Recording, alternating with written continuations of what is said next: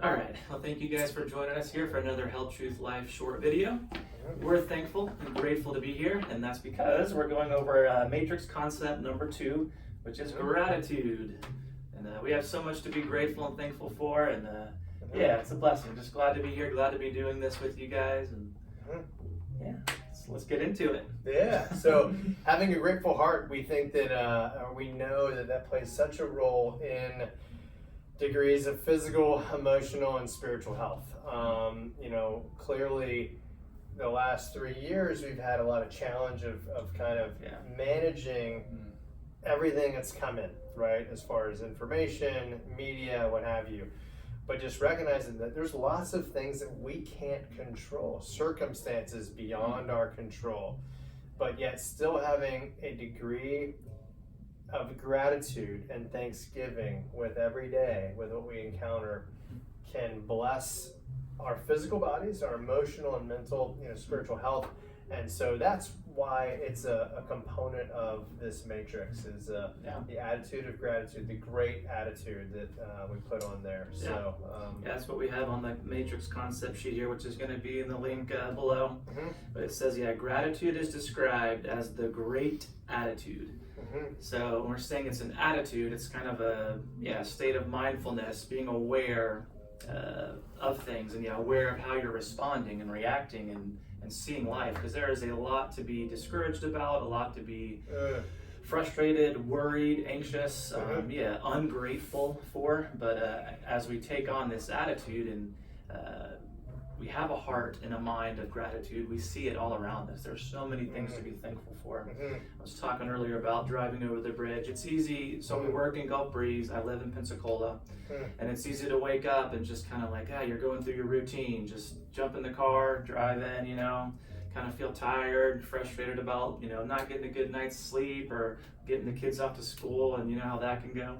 And but no, driving over the bridge, I'm like, all right, I knew we were going to be going over this, so it led me to being mindful of, what do I have to be thankful for? And I looked out over the bridge and just saw this beautiful bay, crystal, like the water's just perfectly calm, and the sun was just shining right off of it, and just filled me with thanksgiving for where I live. Like, I'm so blessed. We're so blessed to live in Pensacola, Gulf Breeze, so close to the beach and the water, and just amazing creation all around us. And then it led me to I just started thanking God for my wife, my kids, the fact that I have a vehicle to drive, the fact that I can walk, and I'm gonna be able to interact with people today here at the office. There's so many things that we can, if we're being mindful of it, to be grateful and thankful for, and see them as blessings rather than discouragements or things to be kind of upset about.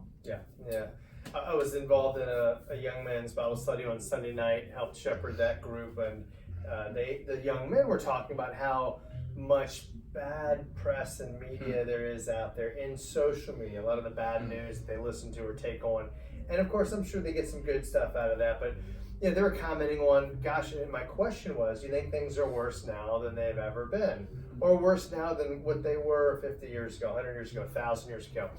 And some of them actually did say they thought it was worse now, and that things are worse now than they've kind of ever been. And I kind of put the question back on them, is that truth, right? And so I think right now we're living through probably one of the freest times in history, but also one of the times where there's more wealth out there in the world than perhaps ever, and that's something to recognize. That when I say wealth, I mean, like, of course there's still poverty in lots of places and lack in lots of places, but there is in many places degrees of wealth and freedom that are unprecedented in history with respect to things. So it's something that I think that's important for us to recognize, that one, we're never going to live in a utopia, so there's always going to be circumstances that are challenging.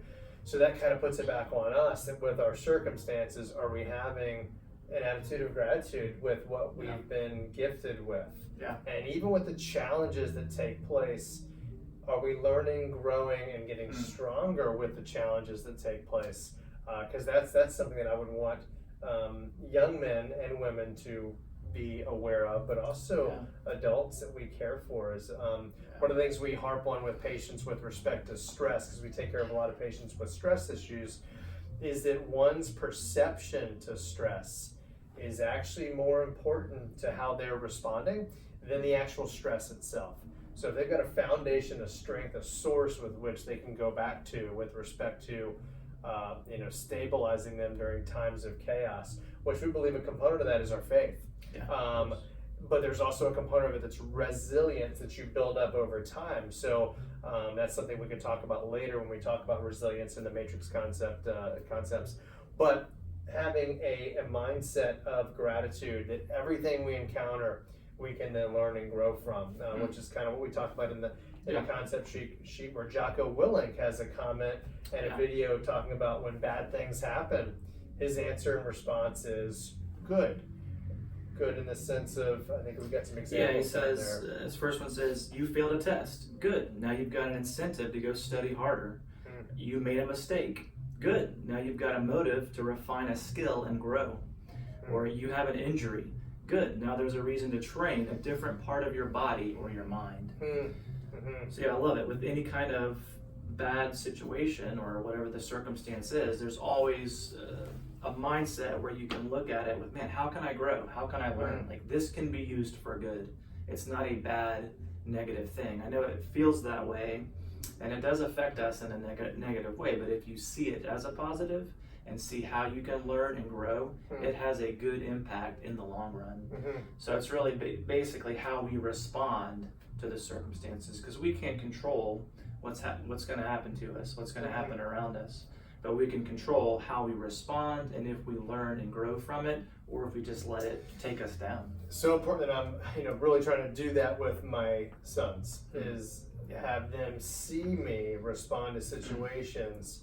Because of course, everything we teach our kids, the majority of it's caught, not taught, I would say. That's what I'm learning. It's a thick skull up here, but just figuring out that, hey, if I can be consistent, loving God, loving my wife, loving my kids, shepherding them in a way that honors, my role as a father.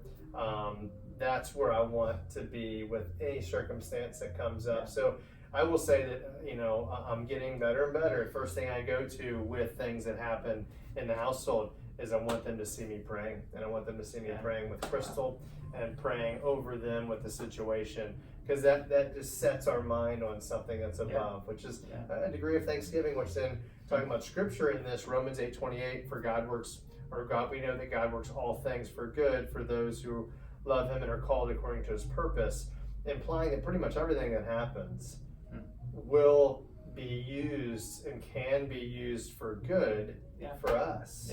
So wow, what a blessing to know that the traumas that are temporally challenging can and will be used for good, and we see that in our lives. I'll testify you probably to that see that for in your sure. lives, and how amazing is that tapestry that's being woven. It gives you hope in those broken moments, and it pulls you up and allows you to be grateful and filled with thanksgiving even during the brokenness and the hard times, because God is working all things together. Good is coming from this. And as we believe that, and like you just said, it's bigger than us, it's beyond us, but as we believe that and open that, wow, like come what may, we're going to be good, we're going to get through it. Have a heart of gratitude. We appreciate y'all. We're thankful for you. We'll have another matrix concept, mindfulness, next week, which some of these tie together in similar veins, all having to do with purpose, both a noun and a verb. And component of this is the verb component of purpose, that I am purposing my life with a heart of gratitude, guarding my heart, my mind, and protecting the things that we think about, the meditations and the ruminations that play such a role of our health, our physical, emotional, and spiritual health. Final thoughts, buddy? Well, just encourage everyone, take some time today, slow down, look around you, just be mindful, think about the things in your life that you can be thankful for. They're all around us. Family, friends, food, the fact that we can exercise, we're blessed. We're so blessed here, especially in the West. You hit on it. We have so much more than we need, and but yet we want more and more and more. But slow down, take time, be thankful and grateful. Think about those things. Like and subscribe. Matrix concept number 2, gratitude, is available down below in description. We'll see you guys next week. Thank you guys.